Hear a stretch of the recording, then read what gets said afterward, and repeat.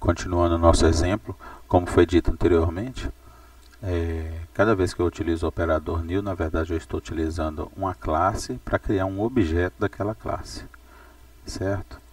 Então, nesse primeiro caso aqui, nessa primeira linha, quando eu faço assim, new pessoa, eu crio um objeto do tipo pessoa e pego o endereço desse objeto e põe na variável P1.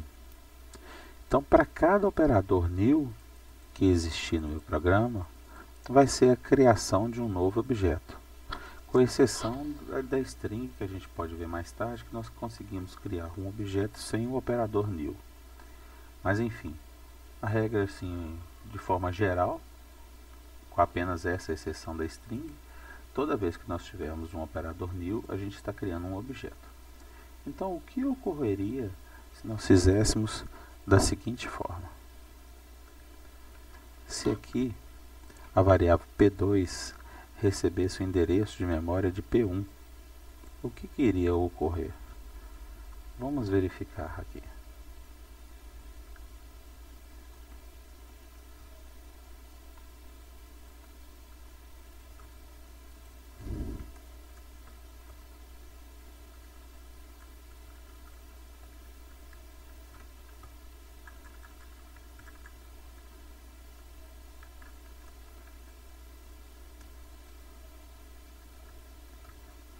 Deveria ocorrer da seguinte forma. Nessa primeira linha de execução, aqui, nós vamos criar um objeto do tipo pessoa e colocar seu endereço na variável P1. A variável P1 vai ser utilizada para acessar esse objeto através do ponto, acessando o atributo nome, colocando a string José no atributo nome.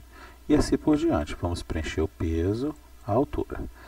Nessa sequência aqui de 5 println, nós vamos imprimir o endereço de memória de P1, o atributo nome para esse objeto, o atributo peso e altura, certo? Nessa linha aqui, P2 recebe o mesmo endereço de memória de P1.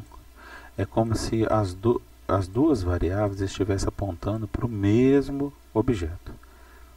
Então, o que acontece? Se eu estiver alterando P2, automaticamente eu estou alterando o objeto que P1 também tem um endereço para ele. Então, se eu fizer assim, P2.nome recebe Maria, eu estou alterando o mesmo objeto que P1 está apontando. P2.peso recebe esse peso e altura, estou alterando o mesmo objeto. Neste ponto aqui eu vou imprimir P2 para mostrar que o endereço de memória é idêntico ao endereço de memória de P1. Vou imprimir P1 nome, P1 peso e P1 altura, para a gente verificar que alterando P2,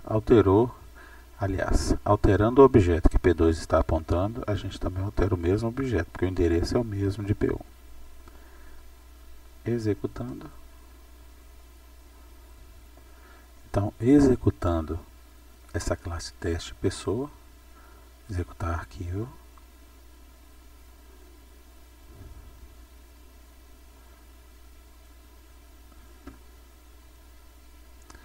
É possível perceber que aqui P1 recebe um endereço de memória que foi alocado para um objeto pessoa.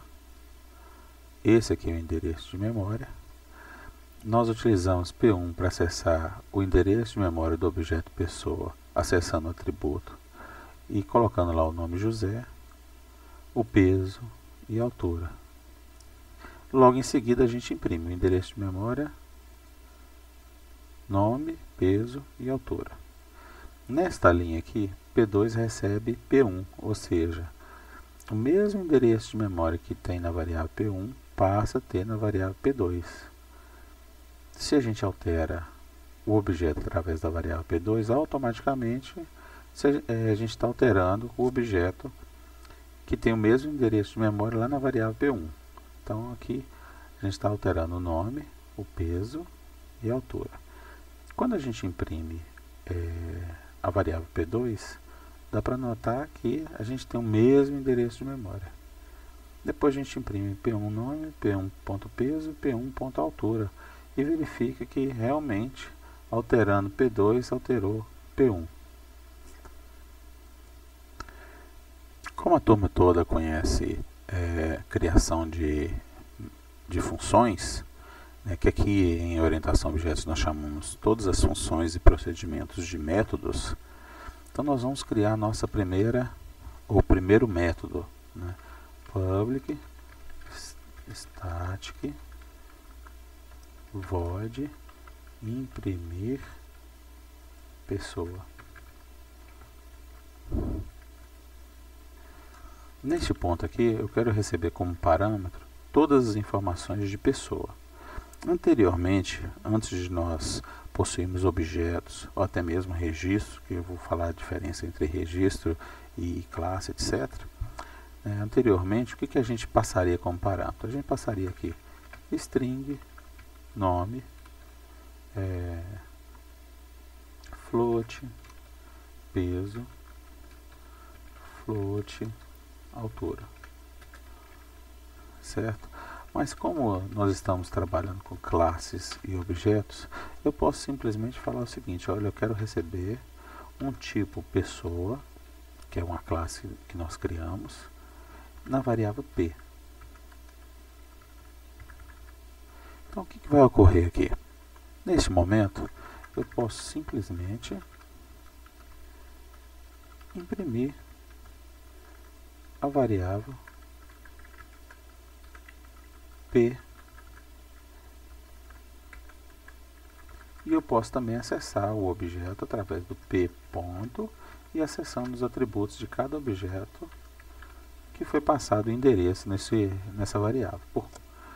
Então, se a gente vier aqui e fizer isso, imprimir pessoa e passar P1 como parâmetro.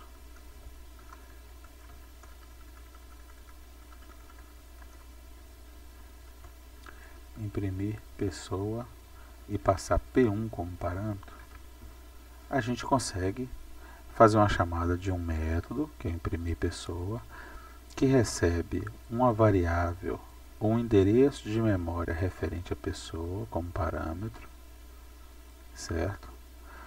Que endereço de memória que eu vou receber aqui?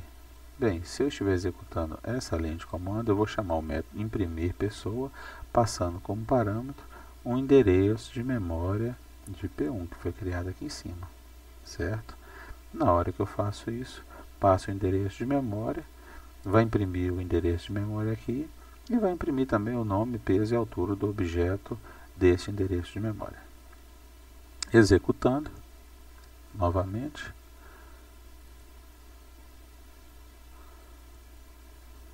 tem aquele efeito, o mesmo efeito esperado. É possível também nós criarmos um outro método para calcular o índice de massa corpórea. Então nós poderíamos fazer public static. O retorno dessa função vai ser float imc, o nome do nosso método, e vai receber como parâmetro um endereço de memória para um objeto pessoa. imc, essa aqui é a nossa variável de retorno, if, certificando que a nossa altura ela é maior do que 0, p altura maior que 0, para fazer o cálculo. imc, a nossa variável de retorno, recebe p.peso dividido por p.altura vezes p.altura.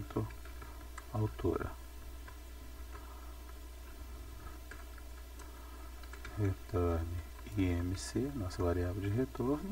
Return, faltou um n. Pronto. Feito o nosso método, nós podemos utilizá-lo onde for mais conveniente. Por exemplo, eliminando essas linhas, eu posso chegar aqui e fazer float e M recebe IMC. IMC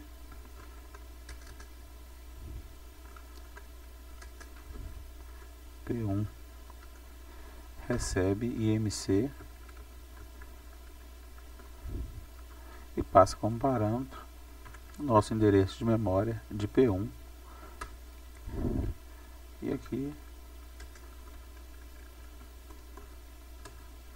imprimir o IMC. Tá errado, eu queria escrever um M aqui. IMC. Perfeito. O que vem a ser isso? Nós criamos um objeto do tipo pessoa, colocamos o seu endereço nessa variável, utilizamos esse endereço para mexer no atributo do objeto, nos 3 atributos, fizemos a chamada do método IMC, esse método aqui abaixo, passando como parâmetro o endereço de memória da pessoa que nós criamos aqui em cima, certo? Criei uma variável IMC underline P1 para receber o valor do índice de massa corpórea dessa pessoa e depois imprimir o IMC P1, rodando, executando, índice de massa corpórea igual a 27,75.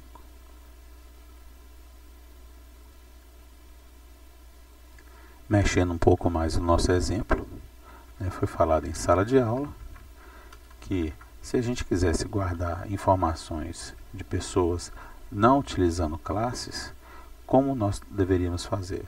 Nós deveríamos fazer um vetor de nomes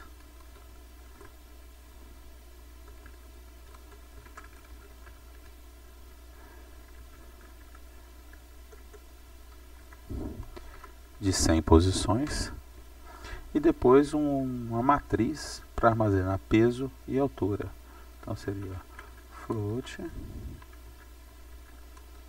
peso e altura, eu vou chamar de PA esse vetor, new float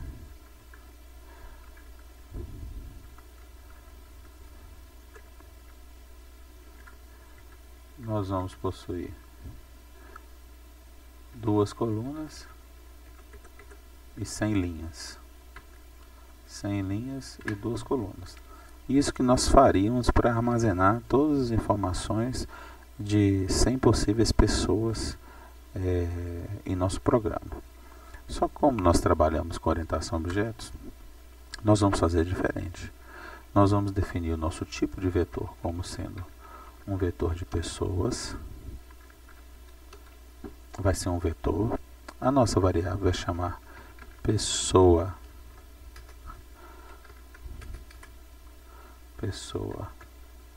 ARR de array ou de vetor que seja, igual a new pessoa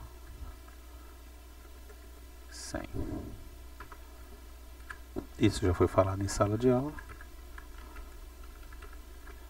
Feito isso, nós podemos verificar o conteúdo de cada uma das 100 posições do nosso vetor. Por exemplo, a gente pode fazer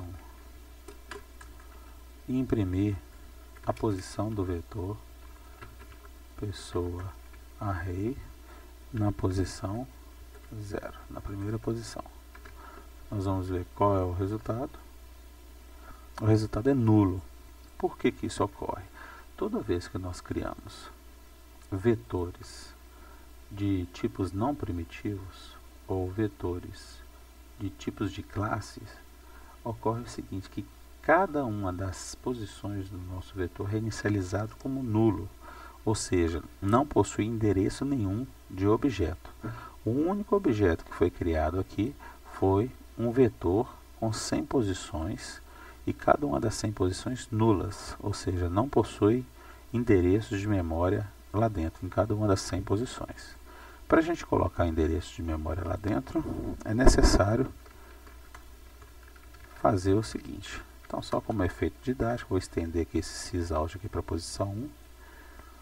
Então, se eu pegar e falar o seguinte, na posição do nosso array 0, ele vai receber um new pessoa. Vou criar um novo objeto, uma nova instância do tipo pessoa e vou colocar na posição 0.